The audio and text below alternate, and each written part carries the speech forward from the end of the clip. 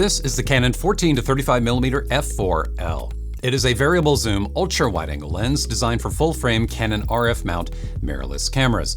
It weighs just over a pound. It has autofocus, optical image stabilization, a programmable control ring, weather sealing throughout, and a constant maximum aperture of f4 throughout its focal length range.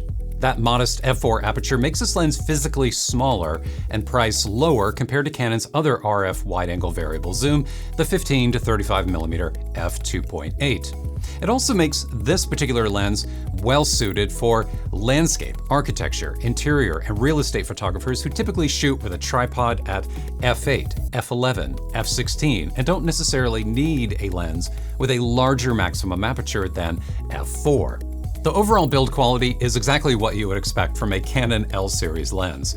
The lens is lightweight, yet it doesn't feel cheap or plasticky. The whole lens has a tight, more polished design than you see with Canon's older EF lineup of lenses. In this review, I'm going to test the capabilities of this RF 14 to 35mm, show you some example photos and videos, test how circular filters perform at wide-angle focal lengths, that should be interesting, and finally share my opinion on whether it's worth buying.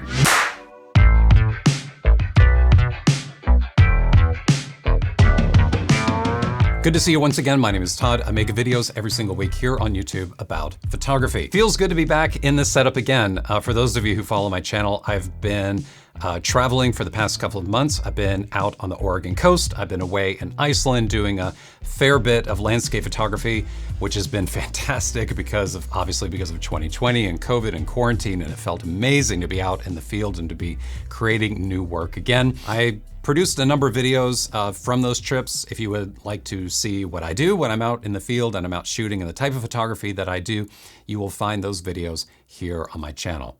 Before we begin with this video, quick disclaimer.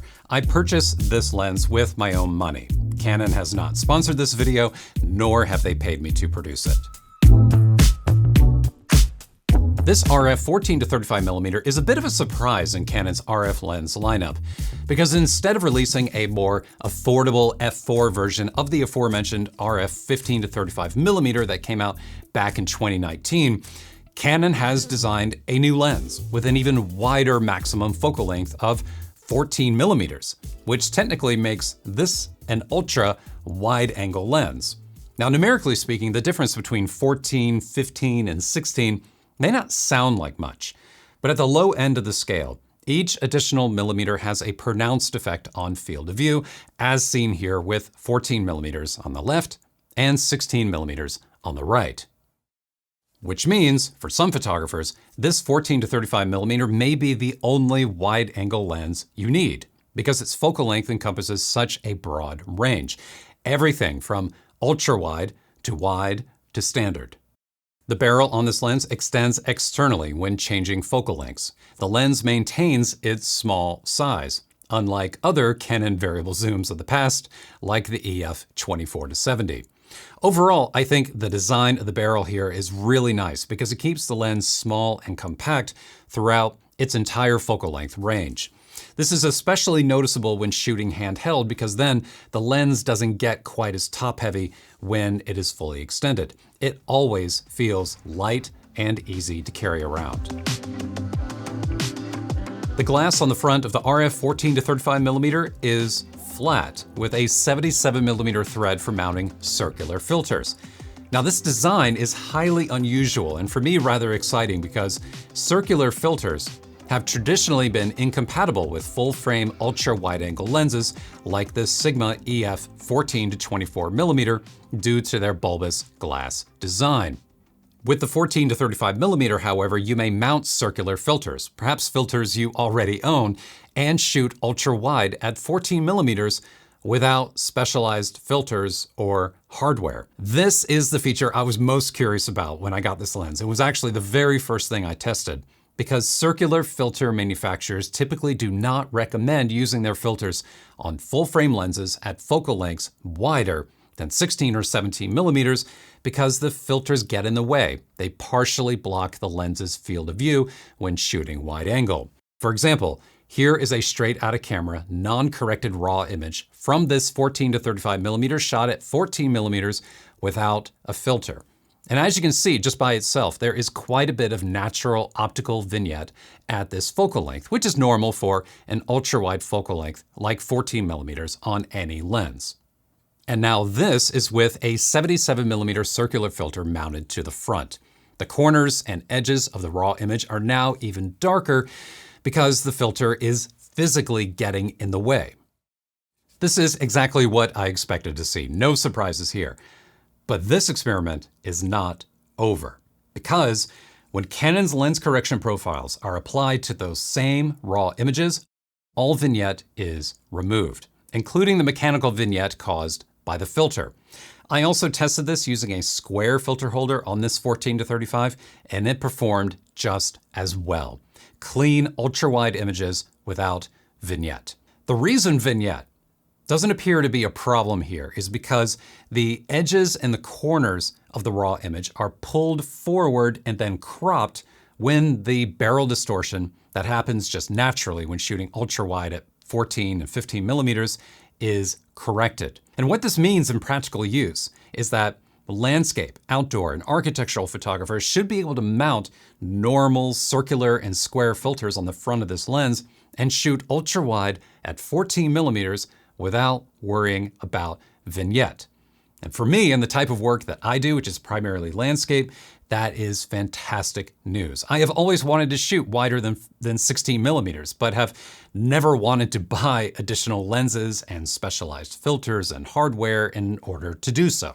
In case you're curious about video, I mounted a variable ND filter on the front, and it did not cause any additional vignette, even when shooting ultra wide at 14 millimeters. Again, great news for videographers as well. By the way, quick footnote about those lens correction profiles I talked about. The raw images in this video were corrected using Canon's Digital Professional desktop software because at the time of this review, correction profiles for this lens were not available in any third-party software. Now, this is normal whenever a brand new lens is released. It's part of the fun of being an early adopter. But by the time you watch this video, this lens should hopefully be supported in Lightroom, Capture One, DxO, etc. If not, you can just download Canon's free Digital Professional software and correct your raw images using that.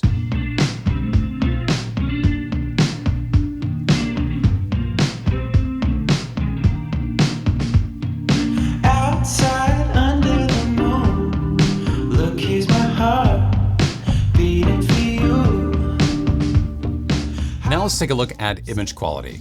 For this, I'd like to start by comparing the RF 14-35mm to a similar older lens, the EF 16-35mm f4. To my eyes, in all the images I captured, color is slightly richer on the 14-35mm, contrast is a bit punchier, and detail is sharper and clearer. It's not a huge difference because the EF 16-35mm has always been an excellent lens, but if you pixel peep and look at the edges of lines and areas of contrast, you can definitely see the difference. The 14-35mm has cleaner separation and more detail.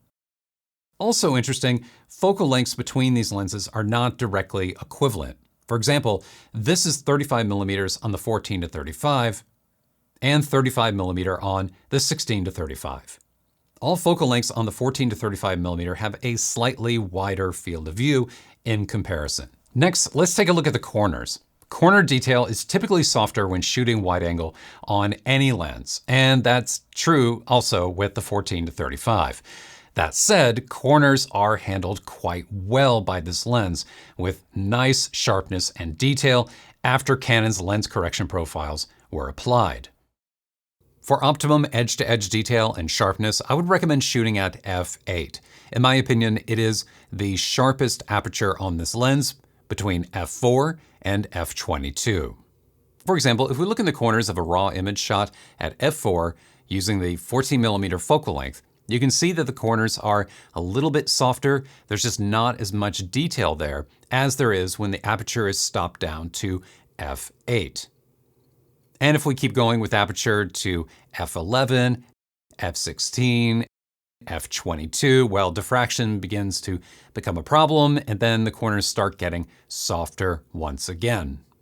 So my recommendation here, if corner-to-corner detail is important for your subject and the type of work you are creating, for example, if you are a landscape photographer or a architectural photographer, then I would always shoot for f8 when using this lens on a tripod in order to get the optimum sharpness and detail in your shot.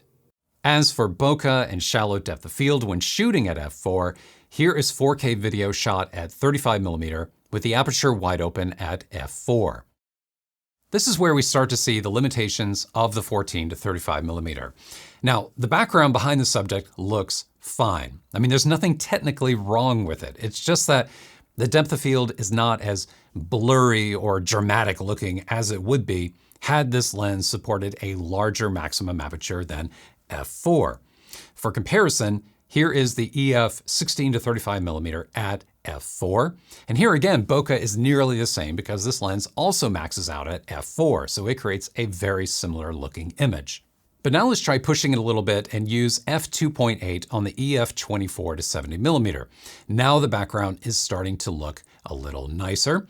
And if we push it further still to f1.4 wide open on the Sigma 35mm, a prime lens, well, obviously, this is going to look far more dramatic than f4 on the 14 to 35, so no surprises.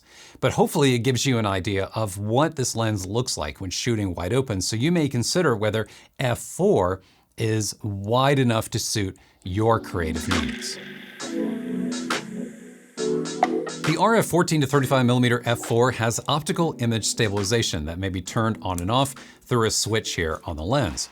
Now, Canon claims you will get 5.5 stops of additional correction when using this lens on the EOS R and the RP, and up to 7 stops of correction when using the EOS R5 or the R6. Now, these newer cameras produce better results in this department because they have in-body image stabilization that works in tandem with the optical image stabilization in the lens. But what exactly does 7 stops of correction actually mean from a practical perspective? To test image stabilization, I used my R5 handheld and shot a series of images with and without image stabilization. Now, this type of test is not an exact science, but it should give you an idea of what to expect. To begin, I set my shutter speed to 1/60th of a second with auto aperture and ISO, and then I incrementally slowed my shutter speed down, both with image stabilization turned on and off. With image stabilization turned off, I was only able to slow the shutter down to 1/30th of a second before sharpness just completely fell off a cliff and the image just became completely unusable. Whereas with image stabilization turned on, I was able to get all the way down to 1 second before my sharpness began to drop.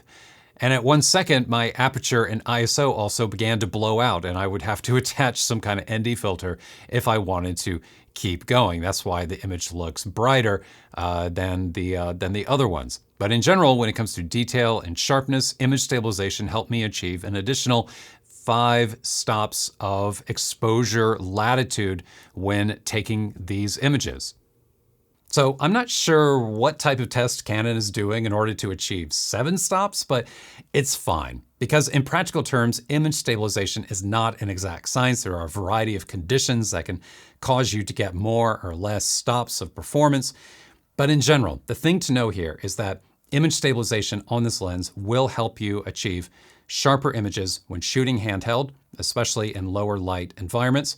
And I did find the optical and in-body image stabilization of this lens and body combination to perform better, at least by a stop or two, than just having the optical image stabilization on this older 16 to 35mm on the EOS R5.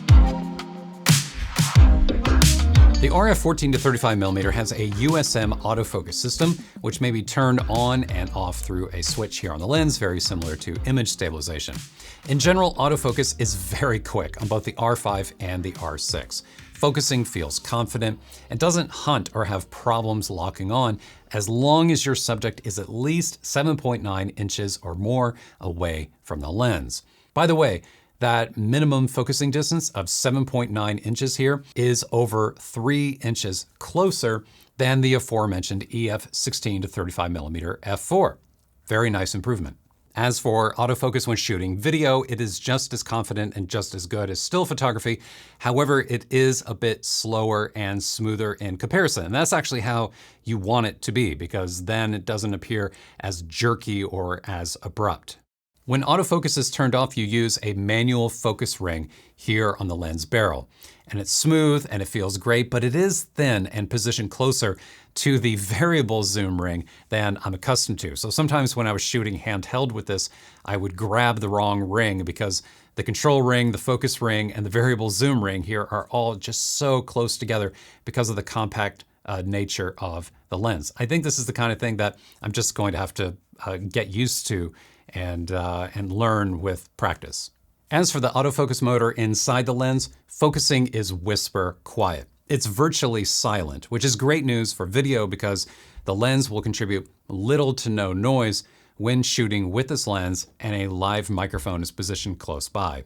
Another thing you'll notice when shooting video is the exceptional focus breathing when pulling focus manually. The field of view does not zoom or shift, which is fantastic. I think it looks very nice. Overall, I think what Canon has built here is a compelling lens that gives legacy Canon shooters a reason to upgrade their camera bodies. Because if you want a lens with this focal length range and features, the RF 14 to 35mm is your only option.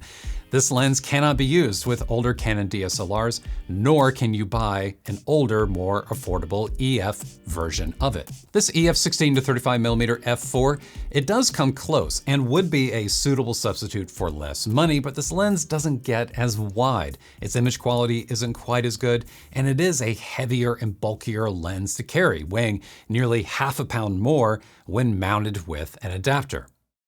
The other option you have is the RF 15 to 35mm f2.8. Its focal length is nearly the same, though not quite as wide, but it does have a maximum aperture of f2.8.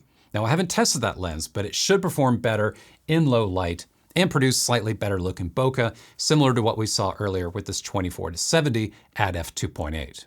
But that lens also costs $700 more than the RF 14 to 35mm at the time of this video. So it's really a question of whether f4 will be enough for you and the type of work you do, and whether 14mm is more desirable than 15. For me, at least right now, I'd rather save money and go with the RF 14 to 35mm because f4 is perfectly fine for landscape work. I typically shoot using a tripod at apertures like f8 and f11 to achieve maximum depth of field and sharpness. If this lens had a larger maximum aperture than f4, it wouldn't make a difference for that type of work. Or architectural, interior, and real estate photography, where tripods are also commonly used. But even without a tripod, I didn't have that much of a problem when shooting handheld. I did have to occasionally bump my ISO more than I would like, just to make sure that my shutter speed was fast enough. But the images turned out great thanks to the optical image stabilization in the lens and the improved ISO performance of the new sensors found in the mirrorless R5 and R6. Overall, I doubt I could have captured the same quality of handheld images using my older Canon DSLR. When it comes to video, the 14 to 35 is definitely not the strongest, most cinematic looking lens you can use. And the lens does need more light to achieve proper exposure in low light environments. But in general, it performs well, especially considering how quiet the focusing motor is and how well this lens handles focus breathing when focused manually. As far as price goes, the 14 to 35mm has been introduced by Canon at $1,700 in the United States, though I assume it may be even more in some other countries. And if that sounds expensive to you, I agree. Unfortunately, though, this is par for the course with Canon's new RF lens lineup.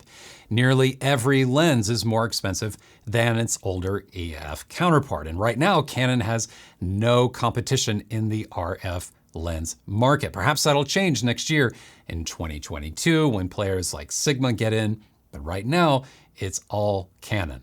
But the question then is it worth the money? Well, here's one way of looking at it. In my opinion, the 14 to 35mm is effectively two lenses in one body, because normally, up until now, if you wanted to shoot wider than 16mm, say you've been using the old EF 16 to 35, Well, you'd have to go out and buy a second lens. And then if you did buy that second lens, then you'd have to put up with the hassle of having to switch lenses and filters in the field while shooting. Whereas this 14 to 35 millimeter here covers everything. Personally, I think the excellent vignette performance, the expanded focal length range to 14 millimeters, and the superior detail and sharpness of this lens on newer Canon cameras like the R5 and the R6 is worth paying extra for compared to picking up an older EF lens. And I'm excited to shoot more ultra-wide images with this lens in the future. I wish I had this like a month ago before I went on a trip to Iceland, because this would have been amazing. For more information about the Canon RF 14 to 35 millimeter and perhaps purchase one of these for yourself, check the description below. By the way, if you do purchase one through me, it helps support this channel at no additional cost to you. By the way, quick plug here, if you do shoot video using the R5 or the R6, I would also recommend checking out my Rec 709 exposure correction LUTs.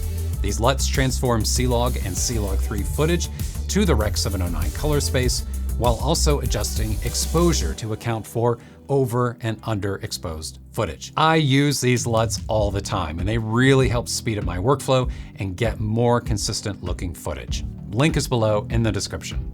Hope you enjoyed the review. See you next time.